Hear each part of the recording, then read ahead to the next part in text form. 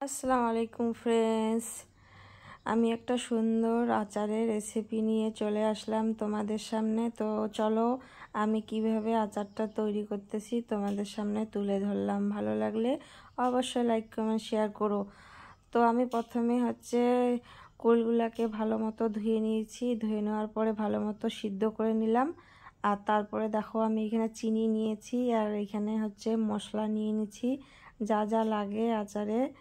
এই দেখো এখানে বগরিটা আমি সিদ্ধ করে রেখে দিছি। তারপরে তো দেখো আমি এক এক করে সব এগুলো একটু হালকা করে ভেজে নিব। আমি আগে লঙ্কাটা হালকা করে আগে ভেজে নিব। ভেজে নেওয়ার পরে লঙ্কাটা নামাই নিয়ে তারপরে জিরে, ধনে, মেথি সব এগুলো ভেজে নেব।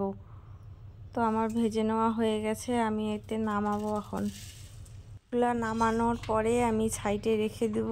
দিয়ে কড়াইতে তেল দিয়ে দেব। আমি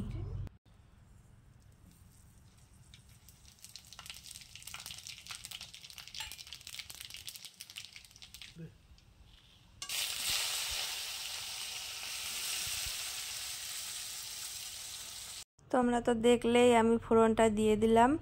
এখন কুলগুলো আমি ভালো মতো নাড়াচাড়া করে ভেজে নেব। সব উল্টায় পাল্টায় ভেজে নেব। কুলগুলো ভালো মতো সিদ্ধ হয়ে গেছে। আর দেখো কুলগুলা মানে পুরা শুকনো হয়ে গেছে, তার জন্য আমি হালকা একটু সিদ্ধ করে নিয়েছি। এখন ভালো মতো করে ভেজে নিব। উল্টায় পাল্টায় ভালো মতো করে ভাজা হোক। তোমরা দেখতে থাকো আমি কীরকম করে টেস্টি কুলের আচার তৈরি করতেছি। তো হালকা এখানে আমি লবণ দিয়ে দিলাম। লবণ দেওয়ার পরে আরও ভালো মতো করে ভেজে নেব। ভেজে নেওয়ার পরে আমি ওই যে চিনিটা তোমাদেরকে দেখাইলাম, চিনিটা হালকা হালকা করে দিব আর নাড়তেই থাকবো। তো দেখো আমি একসাথে চিনিগুলো দিব না, অর্ধেক দিব। অর্ধেক দিয়ে ভালো মতো করে নাড়াচাড়া করব।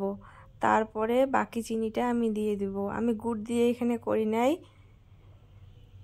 গুড় দিয়ে করলে কি বেশি দিন থাকে না, আর এই চিনি দিয়ে করলে আমি আচারটা মানে রাখতে পারবো কিছুদিন। তো দেখো এখানে ভাজা কমপ্লিট।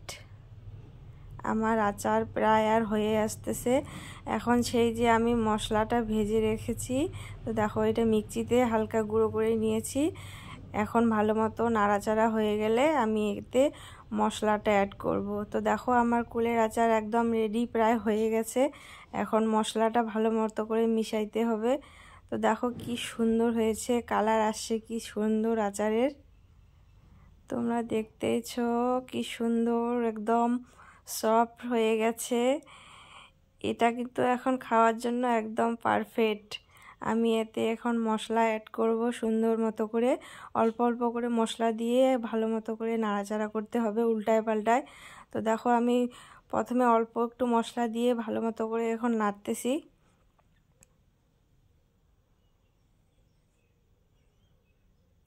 বাকিটুক দিয়ে দিলাম আচারের মধ্যে, বাকিটুক যে মশলা ছিল সেইটুকু দিয়ে দিলাম। ভালো মতো করে নাড়াচাড়া করতেছি। তো দেখো কি সুন্দর হয়েছে। তোমরা কে কে খাবে অবশ্যই চলে এসো, আমি রেখে দিব তোমাদের জন্য। আমার আচার একদম কমপ্লিট। শেষে আমি একটু মৌরি ছিটাই দিচ্ছি। দিয়ে এখন এটাকে আমি রেস্টে রেখে দিব। যখন ঠান্ডা হয়ে যাবে তখন আমি একটা ভালো কাচের বয়মে এটা রেখে দিব। আর রেখে দিয়ে প্রতিদিনে আমি এটা ভাত দিয়ে খাবো। তো তোমরা কে কে খাবে চলে এসো। আমার একদম আচার একদম রেডি। ভালো লাগলে অবশ্যই লাইক কমেন্ট শেয়ার করে দিও। টাটা।